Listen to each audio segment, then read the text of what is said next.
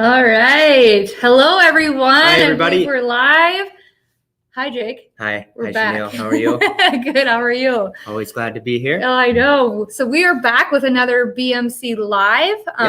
We'll take a few minutes just to let some people join on. Looks like we've got a couple viewers here. So thank you, everyone, for joining us today.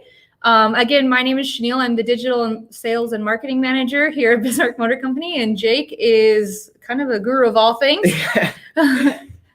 I'm one of our sales managers, one of our business managers also, and recently gained my new title, which I'm pretty proud of, which is my EV specialist title here at Bismarck Motor Company. Yeah, I love it. Yeah. And I guess as we let some people join on, and once we start getting discussion about this chip thing going on, kind of cool to touch on the EV side. We were just at an event last night at the Capitol with Capital City Electric. And that was a really cool event. It was very, very cool. It was really cool to see. I mean, there was a great turnout for it. I mean, it was beautiful weather too. It's really tough to beat that.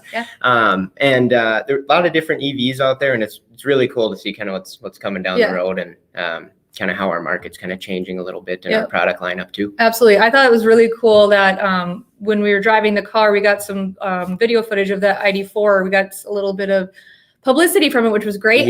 But someone said, hey, you guys need to have some sound on that because it doesn't sound like a regular car. And so when we saw the motorcycle, there was actually a Harley there, an electric Harley. And it didn't sound like anything. It was just like moving around, and it was this motorcycle that had no sound. However, they did say it has like a sound bite that makes it sound like a Harley. So it must just be like an iPhone song or something. Kind of. It's a lot of the EVs will have that too, and it's mainly even for lower speeds too when they're in residential areas. It's to kind of make the car be seen and heard when they're kind of driving around. But it's really coll because they each kind of have a pretty distinct, unique sound too. It's very interesting. So lots of great things in the works. So, okay, let's get on to our topic today. We're talking all things chips, not Doritos, but not the variety of tortillas. No salsa involved, unfortunately.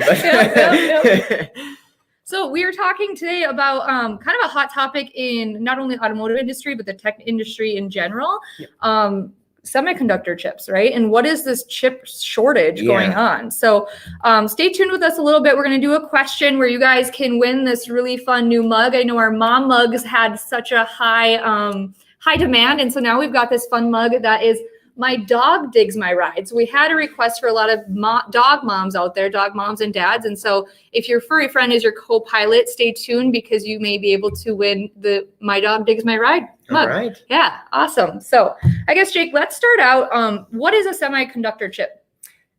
Semiconductor chip is it's about the size of a quarter, and lots of different tech companies and especially car manufacturers use these chips as part of their manufacturing. And it's basically a tiny little transistor that's made of silicon, and it's kind of responsible for a lot of the processing that goes along in either touchscreens and vehicles or different features such as power seats or lumbar support, or can even go down to even just your keyless entry vehicles as well. But they're not just for vehicles too. They're used in a lot of other appliances such as iPhones, tablets, computers, I mean, even home appliances too. I can about imagine the amount of chips that are like in our vicinity right now between microphone, computers, cameras, cell phones, like Apple Watch, like everything has a chip nowadays with technology.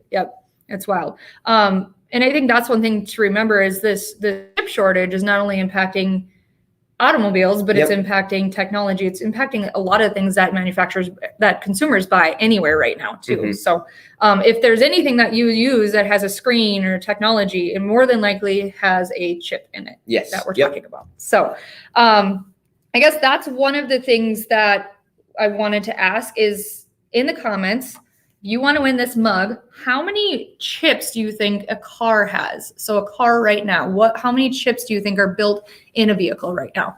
And I think as it goes on, okay, so first off, comment below how many you think. So let's do a guess, and that's how you can enter to win this cup. So comment on our live of how many chips you think are in a vehicle right now. But as people start posting, as vehicles advance and as technology advance, I mean, the vehicles that are being built right now have way more technology than they did even 3 years ago, right? Right, right. And I was even having a conversation with one of our sales consultants the other day, and just to kind of think of the idea that mass-produced vehicles have really only been around for 100 years. Yeah. Which, I mean, it sounds like a long time, but it's actually a pretty crazy thought to think about, and how much progression there's been just in that short period of time. But kind of like you mentioned, I mean, we're basically driving laptops these days. Yeah, even probably more well-equipped than some laptops would be. Yeah. Well, if you look at, I mean, some of the vehicles we've seen, we saw a Mach-E last night out the EV event, which was a really cool car, but the screen in that thing was this big. I mean, it was bigger than an iPad Pro. It was massive. So computers in cars, like, it's just continuing to advance, which is really, really cool. But it also takes more and more chips every time. So. Yep, absolutely. Okay, we're getting some answers here. I'll give everyone a couple more minutes. Kayla did 2. I don't know if you can do that, Kayla. No, I'm just kidding. Did you find an answer of how many chips are? I think I'm hoping mine is accurate. Did. It's more than you would think, I guess, is kind of what I was kind of looking at. Let me see what the number is. Let me see what I had here.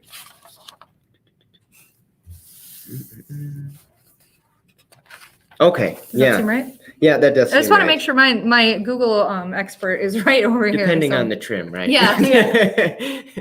All right, so we've got a couple answers. So everyone went really high, which I think was great. So what I found on one of the articles, on average, they're about 50. So I think it'll continue to increase as the technology increases in vehicles. So right now we're at about 50. So thank you for everyone for participating. Continue to post and continue to play with us here, and we'll draw a winner for this little mug here. So. Okay, so another question, I guess, let's move on to the next one. Why is there a global chip shortage? Like, what has impacted that there's all of a sudden this chip shortage? Part of it there's is... no salsa. Yeah, right. You can't get the salsa out of the bowl without the chips. Yep. A lot of it, I mean, is not to, I feel like a lot of fingers get pointed at this topic, and a lot of it was due to the COVID-19 pandemic. Yep.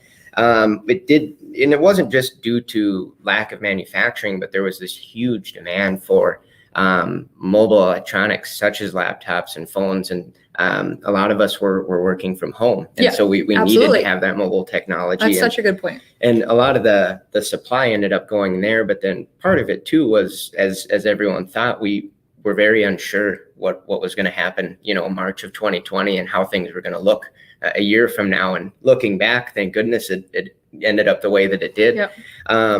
But some car manufacturers too kind of held off on production, as a lot of businesses did in that time. It was a scary time. No one knew really what was going on. Lots of uncertainty. Yeah. And then when manufacturers saw that there was this huge increase in vehicle sales, and a lot of the manufacturers had 0% financing options, the demand was by far and large exceeding what they ever expected. Right. That's totally true. And I mean, all of these factories had to also take in consideration that they had to have their employees' safety at hand as well. So, and I kind of read something that it was like a perfect storm. So between COVID, and then also there was a earthquake in Japan, which also impacted it. And then the storms in Texas that just recently happened too. So it was just kind of like all of these things have kind of became a perfect storm for these little chips that do so many things in our daily lives. So kind of crazy. So what is a solution to that? Like what are they saying is going to help that or fix that? Or like, are we seeing results right now, or what are we kind of seeing? You can see some of them. And, we were talking earlier today, and one of the things is a lot of companies are adapting. We've even seen some vehicles, take Tesla, for example. They ended up taking out, lumbar support in their passenger seat just so they can help conserve some of those chips. And some other manufacturers are finding pretty interesting ways to even not use them but still have the same features. But a lot of even car manufacturers too do have thousands of vehicles pre-built, ready to go, just kind of waiting for these chips, which it sounds like you had mentioned there's a plant in Japan that where there was an earthquake and then there was a fire, but they're supposed to be getting them back up to full production here this June, from what I've been reading. Yeah. So once they get those plugged into the vehicles, it's just going to be an influx of vehicles. Yes. We've been very fortunate with our inventory for sure. So I don't think others have have been as fortunate as we have. But, you know, one thing I was talking to our manager downstairs, and with Honda, it's kind of interesting. So the vehicles are coming in, which is great. So we have vehicles available for sale.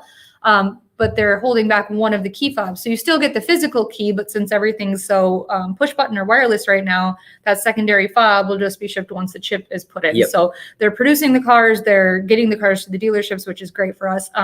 They're just holding back that one extra key fob for right now until they can plug that chip in and get it over here. So kind of a unique thing. And it's definitely something to open your eyes of like how many things these chips go into. Yeah. And it's one of those things that you don't till you actually start and take a look at it, how many different, you know, facets of our life involve those semiconductor chips. Yep, absolutely. So if someone wants to come in and they want to buy a new car, I mean, we've got new cars, right? Like, plenty of them. Yep. And I think one thing too is to remember that you can always look at the incoming units and put deposits on and the things that we've got coming in on a day-to-day basis. It's really day-to-day. We see trucks coming in and it's kind of crazy. We know we talked about we have a couple more ID4, the EV vehicle, the all electric Volkswagens that should be here any day. So it's always exciting seeing a truck pull in and stacked with vehicles to get down on the ground. So nice surprise. You never really know what you're going to get until you see it turn the corner and you're like, that's exactly what we wanted. Yeah, exactly.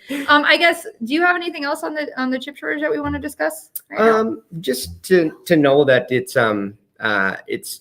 a temporary thing. It's not something that's going to last forever. And we're already seeing, you know, different manufacturers adapt and integrate. And they've even started putting funds towards researching these supply chains and how we can, you know, avoid situations like this in the future. And so there's a lot of car manufacturers too that are kind of almost starting to produce their own chips so they don't have to rely on you know, other companies to do that, just to avoid these certain situations again too. Yep.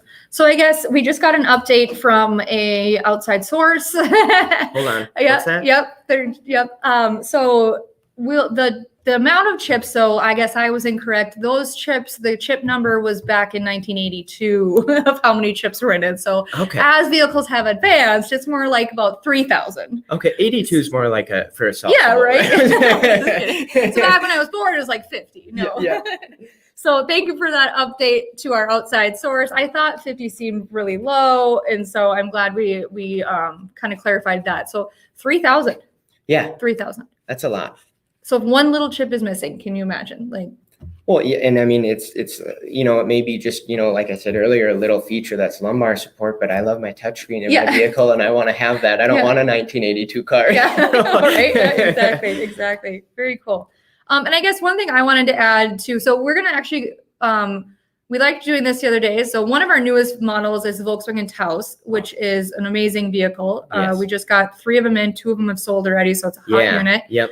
So it's a little bit smaller than the Touareg, right? Tiguan. Sorry, Tiguan. We talked about Touareg last night. The Tiguan. So we're going to patch in a couple of our employees who are downstairs and do a live walk around of that for you guys. But one thing I want to remind everyone with this chip shortage, and everyone's kind of experiencing an employee shortage right now too.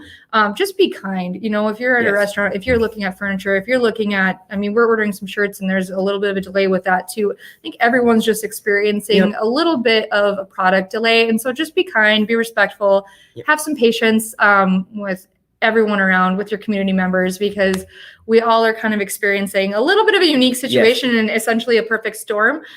So our end goal is to take care of people. Everyone's end goal is to take care of people, but just have some patience and be kind with everyone that you meet, really, in every industry. So can't do this alone. We're all in it together. Yeah, exactly. So, okay, we are going to go over to Blake and Britta, who are live with the Taos. So give us a second while we do this. I just think this is so cool.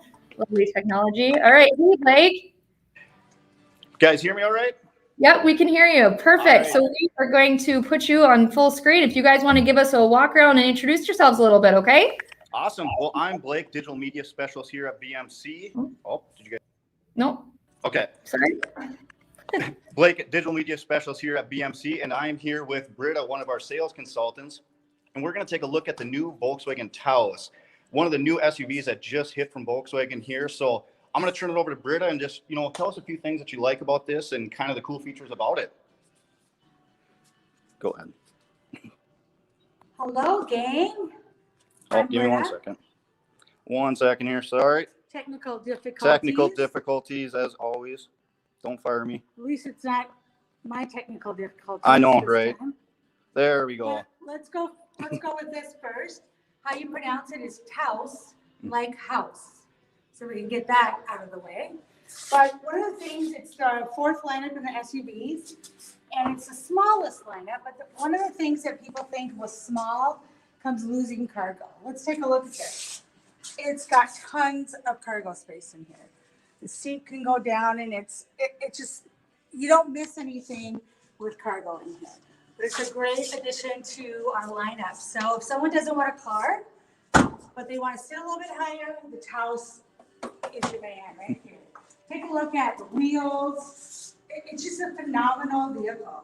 This one happens to be a front-wheel drive. The other two that we've had has been front-wheel drive, but we're going to get all-wheel drive in shortly. But these have been selling like crazy. Look at the MPG, guys. 36 on the highway. This will go down a little bit with all-wheel drive, but not much. But let's take a look at the interior. I'm going to have Blake look at this. Now, this is the base model, but look at the material in it. Look at the design on it. It's nothing like Volkswagen has had before. It's got a nice whole sporty look to it. I'll Blake go around to the other side and get in. I'm going to show you some of the basic material it has on it.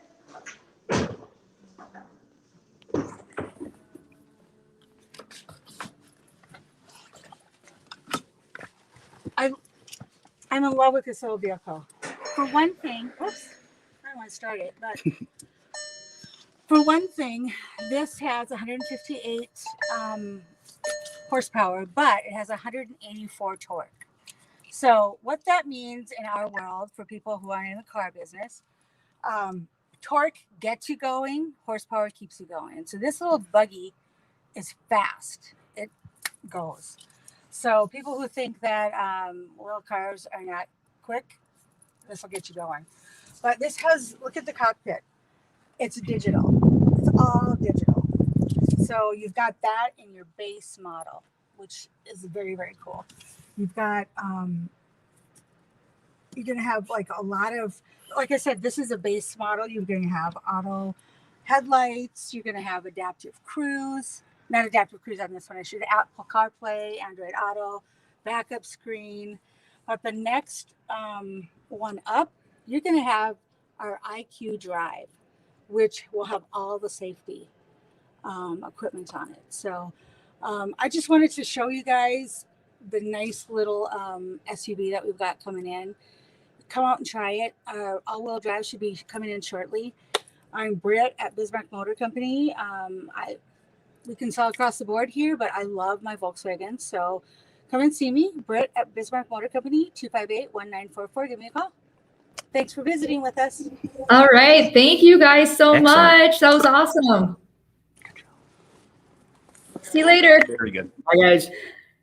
All right. That vehicle is amazing. It is. It's kind of, they hit the nail on the head with that one. It's got a lot of great standard features like sunroof, heated steering wheel, heated seats. And that's the digital cockpit is standard, right? Standard. Yep. Higher trims will get a slightly bigger one, but they're both going to have that really, really nice digital display. Yeah. Yep. Yeah. It'll be really cool to see that out on the streets. We've seen so many Atlases right now that it's nice to see another SUV coming to the market, especially in North Dakota. So we're super amped about it. So I think that's all we had for today. Yeah. Unless you have anything to add. Yeah, like I said, this chip shortage thing is it's a temporary constraint, you know, and we're already kind of hopefully on the way out of it. And like I said, a lot of places are adapting to the current situation, and hasn't stopped us yet. Yeah, you know? Absolutely. And again, so there's not 50 chips in a 2021 model. There's 3,000. There's 50 chips probably in a 1985 model. Yes.